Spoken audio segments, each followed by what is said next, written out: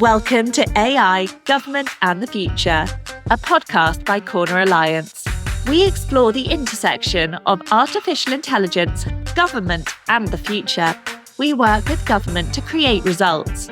We ignite your agency's mission by helping you to design and implement high-impact and innovative federal programs in AI, broadband, cybersecurity, public safety, and more. Being a government ally is at the core of all we do. Welcome. My name is Max Romanek. I'll be the host for today, and I'm very excited to say that we are joined by Rodrigo Loureiro, a distinguished figure in the tech world, currently leading the helm as CEO of the Connective Corporation, where he spearheads the development of cutting-edge AI-powered cybersecurity solutions. With a background as an experienced CIO and CISO, Rodrigo has provided executive management services across various sectors, contributing to significant advancements in digital transformation and innovation. His leadership and visionary approach have been instrumental in driving forward-thinking strategies within the cybersecurity domain. Beyond his executive roles, Rodrigo is a celebrated author with his work Game On, Leaders Who Last, offering invaluable insights into adaptive leadership in the ever-changing technology landscape. His dedication to fostering secure digital ecosystems and his contributions to the field as a keynote speaker and thought leader make him a pivotal voice in understanding the intersection of AI, cybersecurity, and the future. Welcome to the podcast, Rodrigo. Thank you. It's great to be here. We'll start off real basic here. In your role as CEO of the Connective Corporation, you're at the forefront of AI-powered cybersecurity solutions. Reflecting on your extensive experience, how have you seen the cybersecurity landscape evolve in recent years, especially with the advent of AI and machine learning technologies? It's a very exciting time to be generally in technology and specifically on cybersecurity. I often equate the time that we are and the crossroads that we are to the advent of the internet. I think the impact of AI across technology and the corporations in general is as big as the internet was. And specifically in the realm of cybersecurity, I had the very good fortune to join a $5 billion organization that was a private company, and it was preparing to go to an IPO. And I had the very fortunate luck or bad luck, depends on your perspective, to join a company that was very large, very complex, but did not have an information security program to speak of.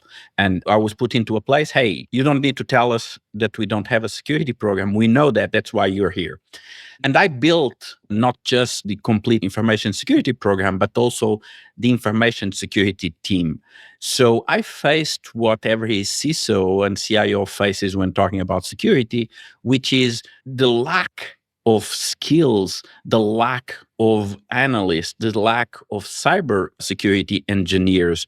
And that is one of the biggest obstacles to actually defend a corporation in today's cyber world. And for me, AI is very exciting because the promise of AI is to increase the productivity of any knowledge worker, but specifically in cybersecurity, for me, it's very exciting because it allows us to tenfold the productivity and the effectiveness of a cybersecurity analyst. And that's one of the reasons why I'm very excited about AI and the ability for us to use AI in the defense, because our adversaries are already using it. That's really interesting, talking about skill gaps and labor shortages. What sort of areas specifically are you seeing AI being leveraged to train and augment the human workforce? And we are sort of particularly interested in government, but that also is going to be equally applicable, if not worse so, in the private sector, just in terms of its sheer scale. I mean, governments can be kind of small and the private sector's sky's the limit. But really, back to your point, workforce augmentation, how does that sort of stuff tend to work out? Workforce augmentation, I would say that it's very important in the private sector. I would submit to you an expert in the government sector that is actually even more critical in the government sector. And typically, the gap between the private sector and the government sector is that in the private sector, typically, we have more resources to throw at problems, large organizations, and so on. And typically, in the government, you are more limited in terms of the budget and the resources that you can throw at a problem. So I think for me, it's even more applicable on the government sector, or even in general to organizations that have a limited budget, limited resources, because you don't have to go higher, you don't have to go spend too much money. You can just use AI to augment your existing workforce. And I will tell you another, in my opinion, why it's so important in the government sector is because the private sector also has more flexible labor. So if you don't produce, if your skills are outdated, you can replace. In the government sector, it's not so easy to replace the workforce. And the AI can contribute to not just increase the productivity, but also to teach and to give new skills to your existing workforce. So for me, the applicability to government organizations is actually even more important. Yeah, absolutely. That makes a ton of sense. In addition to making a more efficient workforce, retraining, or just expanding the workforce, what other areas are you seeing AI being used in government? We are bombarded every day with news about cyber attacks and breaches and so on and so forth. Invariably, what happens in an organization when you have a breach is that when you do the investigation of that breach, you determine that the attackers were in your network way before you actually found the breach. And typically, there was an indicator of compromise that was flashing somewhere in the organization and no one was paying attention. That's where AI can come in, because AI can process huge amounts of data, huge amounts of information 24/7, nonstop. So, one of the applicabilities of AI is to exactly process and triage all of those indicators of compromise that in a typical large organization number in the hundreds of thousands or millions of indicators of compromise, and pre-process those, triage those, and send the ones that qualify and are more threatening then to the cybersecurity analysts. So it's a very, very limitless number of opportunities where we can use AI, and definitely outside of increasing the productivity, the effectiveness, training, reskilling, processing and identifying of patterns. I think that's where the applicability can be really leveraged. That's interesting. So it sounds like, if you'd encounter a situation amongst multiple agencies that have varying levels of maturity, or even frankly, international governments who have varying levels of maturity in their cybersecurity practices, it sounds like AI is something that can be used to try to level the playing field a little bit. I mean, that they're able to have more of the sort of cybersecurity posture that a more sophisticated actor might have, even though historically they've been sort of variant in their level of maturity. Absolutely. And when I was brought into the organization I was discussing, when I came into this very large, complex organization, it was present in 27 different countries. And just like a government organization or a large corporation, you have varying degrees of cybersecurity maturity, and you have a very large number of cyber technologies being used across the organizations. So, one of the secrets to the success of the program that I developed was exactly the standardization of all of those different cybersecurity technologies into a single pane of glass. And I did this based on a lot of labor, based on a lot of manual interventions. And when I left the organization and I started Cyber Connective Corporation, that's exactly what I wanted to do, was create a solution that actually allows a CISO to have a single pane of glass that allows him to essentially understand the different cybersecurity postures across the organization, regardless of the technology they are using. And that's very important. So, by building and essentially creating a data store where all of that data is present, you can standardize and identify the common patterns across the organization. And it's on that structured data that then the AI can, large language models in general, Gen AIs in particular, can really do its magic of identifying those patterns. Because, obviously, navigating this complex world of cybersecurity is very daunting. So, the promise of AI and the promise of the Cyber Connective Corporation is really creating that unified platform that is going to ensure that your enterprise stays protected and stays compliant. That's really, really interesting, especially from that perspective of trying to sort of level the playing field a bit in terms of the have versus the have nots. From that viewpoint, where do you see international frameworks and agreements governing the use of AI, particularly with cross-border stuff? But generally speaking, how do you think those international agreements and frameworks could benefit this sort of environment? Yeah, there's a very critical aspect of it because different organizations need to comply with the different regulatory mandates. And it is critical for every organization to essentially take all of their cybersecurity data and rate themselves against the appropriate regulatory standards. So I typically always start with a NIST security standard, but depending on your organization, it might be PCI, it might be HIPAA, it might be FISMA, it might be GDPR. There's a number of different security standards. And what the platform allows you to do and what is exactly map each one of the cybersecurity controls that you have against the relevant security standard. And that, for me, has been one of the limitations that CISOs and CIOs typically, and the mistake that they do is that they tend to be more speaking the technical terms and forgetting about the business aspect and how do you present a cybersecurity program to a business executives or to a board. And when you put it in terms of compliance to regulatory standards, now the CISO or the CIO will be easier to capture the attention of the CEO or the board because that is at top of their list of priorities. So, how do you think government policies should adapt with the rapid advancement of AI, especially as it has its impact on cybersecurity going forward? Very, very good question. Because typically the reaction of CISOs and typically the reaction of government organizations is don't use it. That's typically always the first thing. And I think with AI, you have to use it. And we had the internet coming in and we had the cloud platforms coming in. And initially, the organizations and government will say, no, you cannot use the cloud. And big mistake. So what I always advise and I always alert governments and organizations to do is don't forbid, embrace, because if you're a Trekkie, you'll know that the resistance is futile. So don't resist AI, embrace AI. And another argument for embracing AI is that people will use it regardless, just people, regardless of what your policies, use Gmail at work.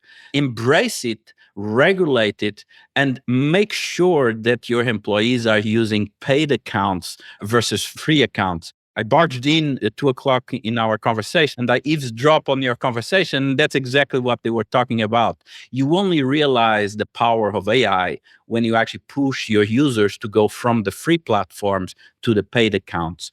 And it's not just that you can better use AI with those paid accounts, but also you now have security protection, data protection, and confidentiality of all the dialogues and the data that you give to the AI.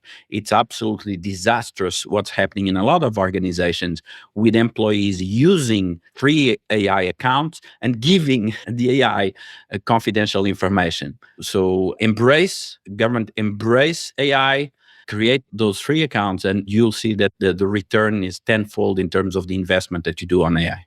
Absolutely. I wholeheartedly agree with you there.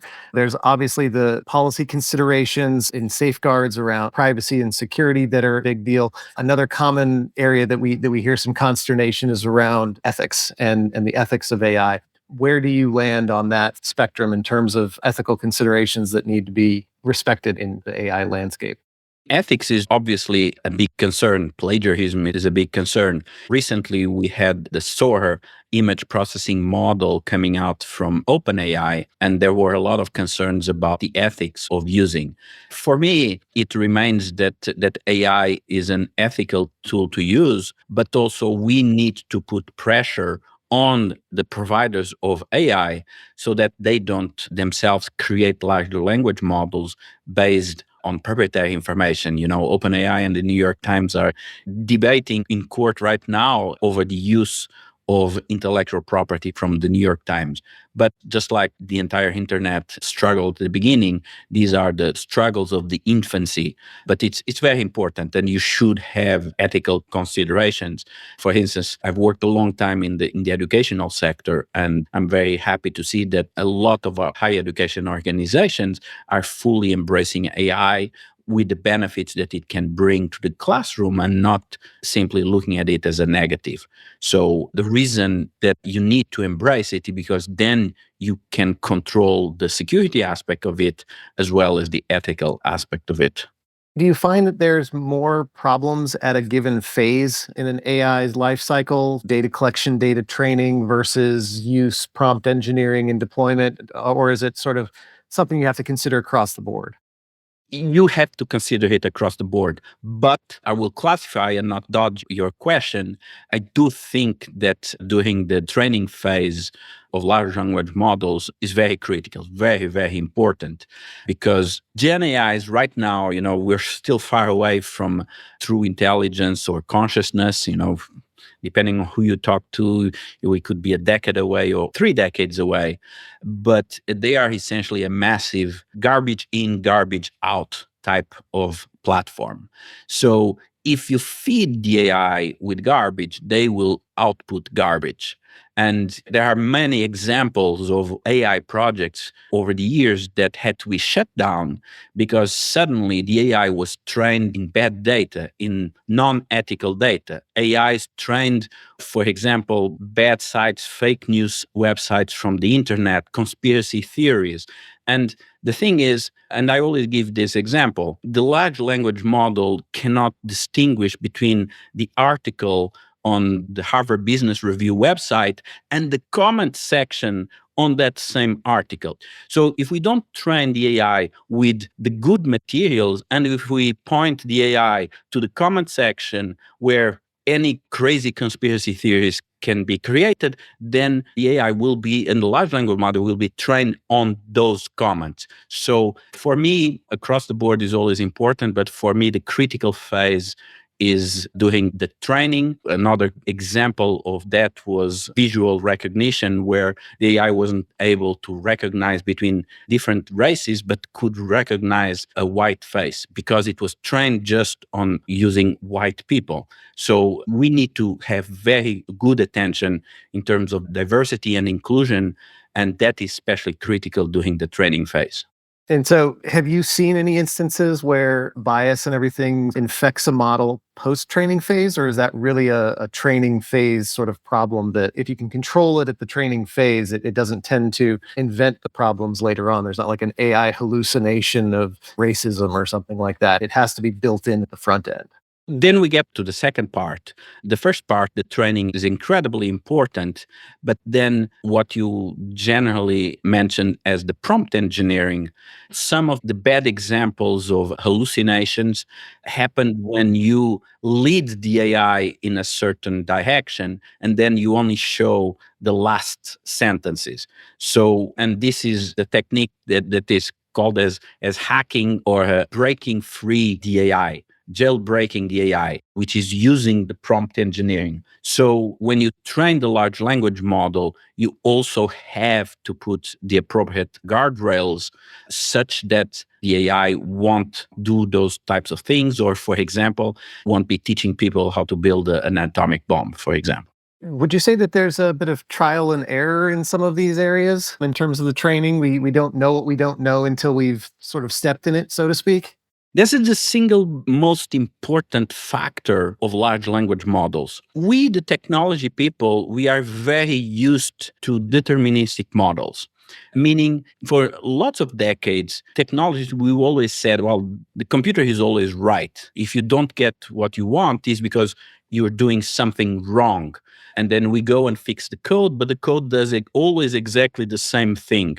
Not so with AIs, not so with large language models. Gen AI does have some random behavior and creative behavior. Those types of aspects can be controlled. Things like adjusting the temperature model can control the hallucinations that an AI can create. So right now, it is a balancing act between making the AI completely free and increasing the temperature, and then you can have those hallucinations, and then you control it by lowering the temperature, and then the AI becomes less useful. So at this moment, and based on the neural models and the machine learning models that are created in the AIs, we are exactly on a trial and error phase. Anybody that has programmed and worked with a large language model knows that sometimes you look at it and you go like, why is it not working? I've done the exact same thing and it's giving me a different result. So we're still on an experimental phase, but we are also on an exponential curve. So AI technology and the maturity of these models are accelerating incredibly fast. Just compare GPT-3 with GPT-4 and the quality of image renderers 2 years ago and today, and you can see that this technology is advancing by leaps and bounds. Do you think that there's a realistic risk then of generating new vulnerabilities in an arena like that? Things that we wouldn't see coming because of the way that the AI is operating? Yes, absolutely. And I categorize it as an arms race.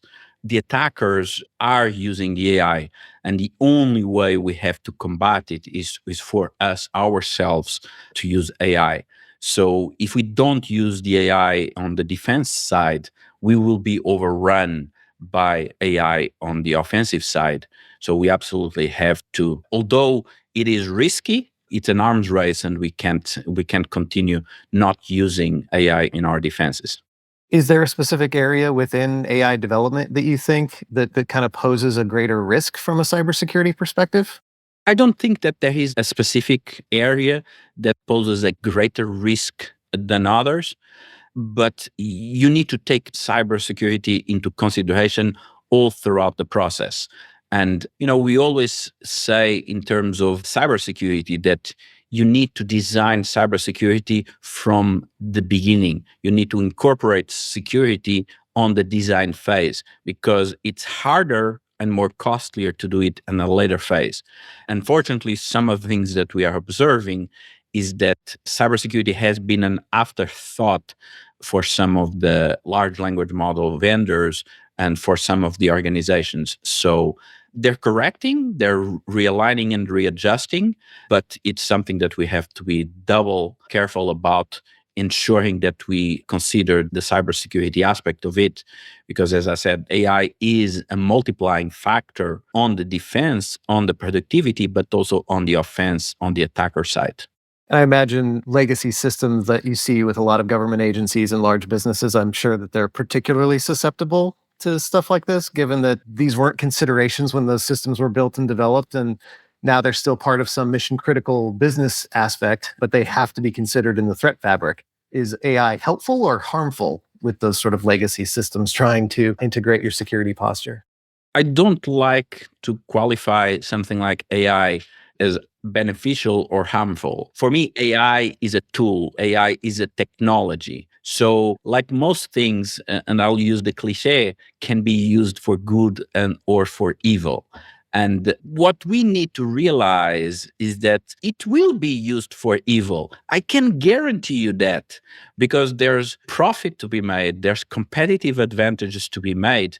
And as long as there is a profit or there is a competitive advantage to be made, someone will use it to gain an illegal advantage. So the only way we can do that is by protecting ourselves and using it on the defensive side. In terms of the legacy systems, we just need to realize that we can't continue defending the legacy systems and our environment the same way we did before the advent of AI.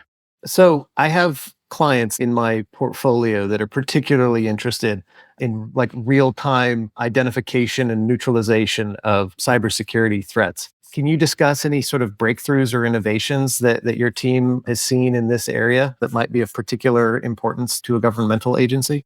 Yes, the real time response to threats is actually something that is enabled and unlocked by AI.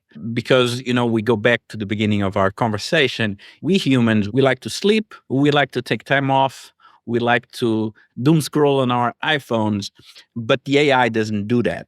So we have a unique opportunity to create defensive systems that constantly monitor and continuously monitor the threats and the risks in our environments. And that's exactly what I've been doing with my platform, to exactly take all the work that I did when I was a CISO, that I did a lot manual intensive labor, but sometimes what would happen is that I would find things a week later or a day later.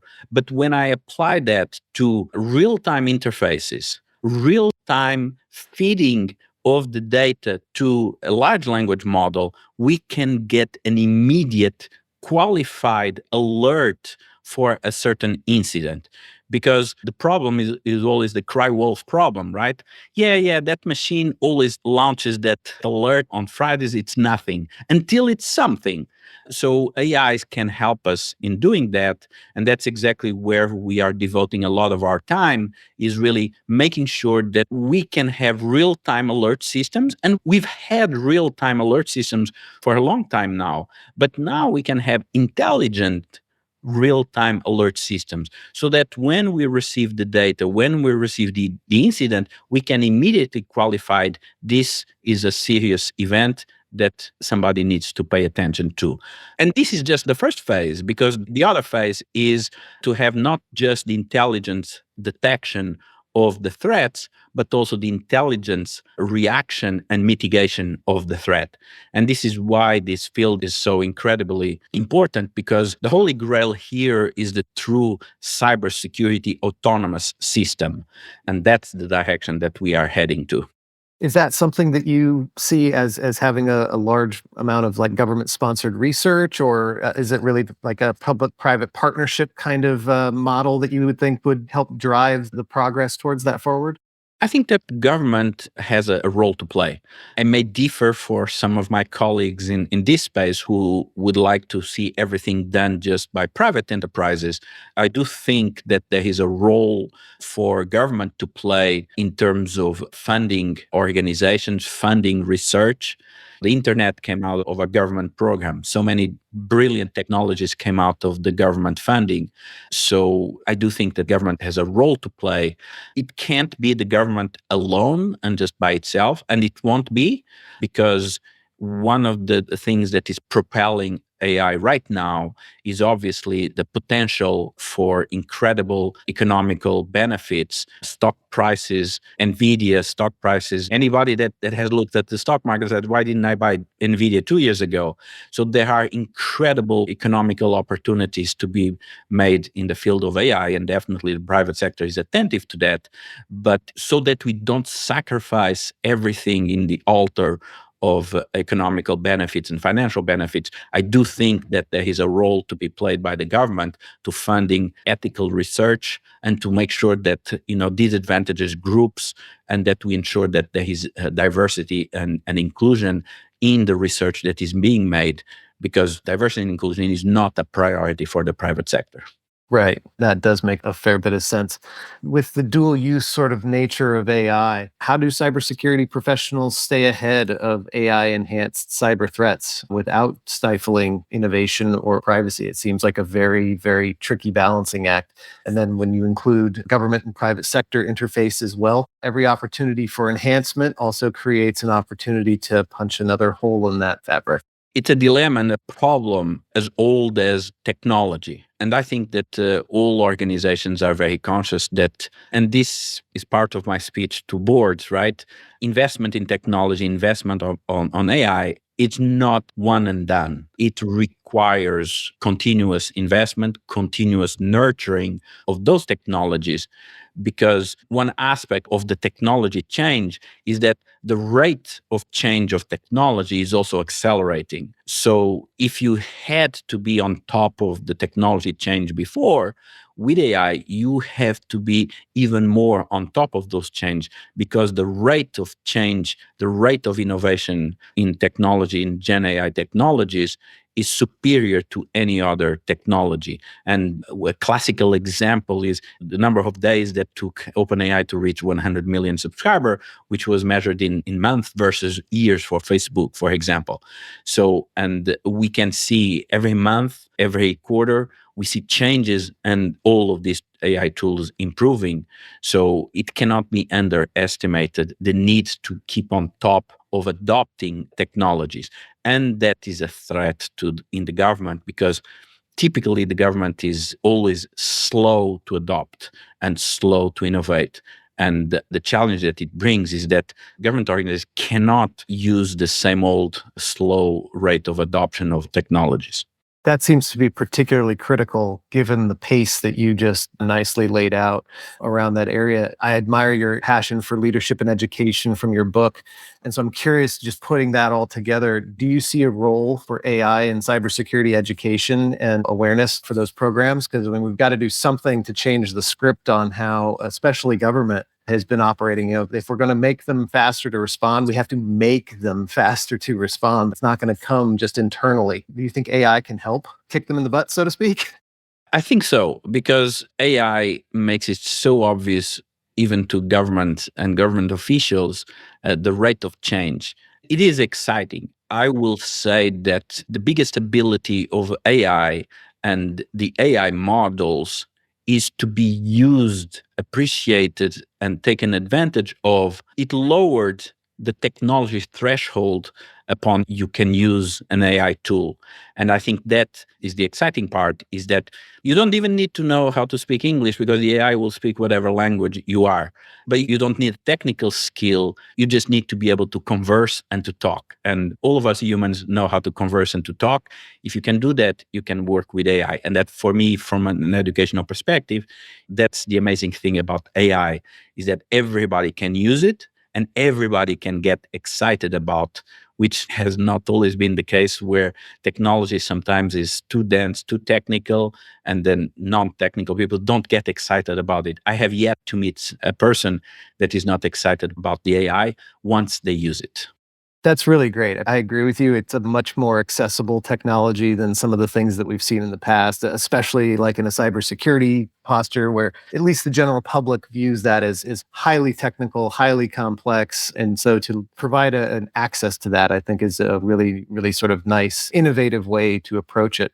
If you were able to create some initiatives or programs that you think would really foster that, can you, in broad strokes, sort of describe what would that look like if you were going to be trying to educate government workers at, say, Bureau of Land Management on what their use of AI should look like, and whether or not they sort of start deploying that in their day-to-day activities? I would simply make it that every government worker should be given an AI account to use on their job. And I would actually stay away from mandating how to use them, how to use AI. I would just give the AI tool, the government worker or any worker for that matter, to be able to use it, and let them come up with a way to solve the problems that they face on a daily basis.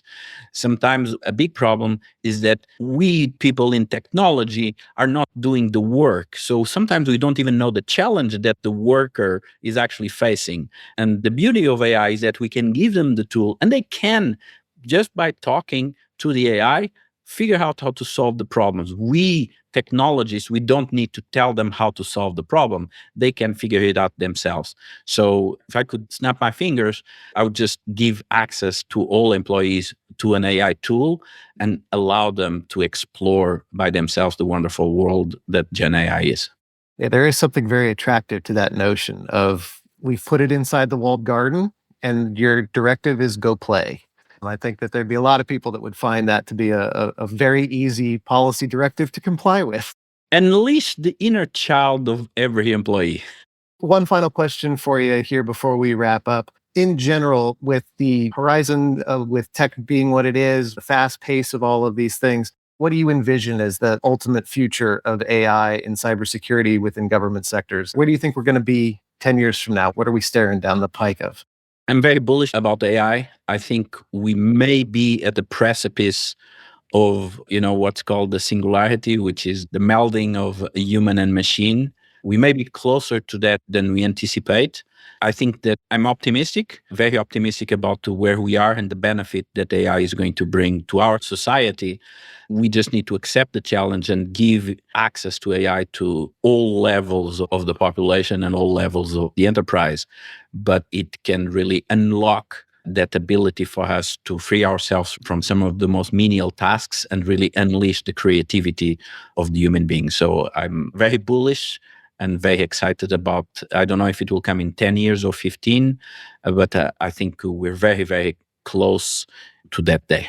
Well, Rodrigo, thank you so much for the benefit of your time and your wisdom today. It's been a wonderful conversation. And to our listening audience, we'll see you next time. Thank you very much. Thank you. AI, Government and the Future is brought to you by Corner Alliance. To find out more about Corner Alliance and how we work with government to create results, visit our website at corneralliance.com. And then make sure to search for AI Government Future in Apple Podcasts, Spotify and Google Podcasts, or anywhere else podcasts are found. And click subscribe so you don't miss any future episodes. On behalf of the team here at Corner Alliance, thanks for listening.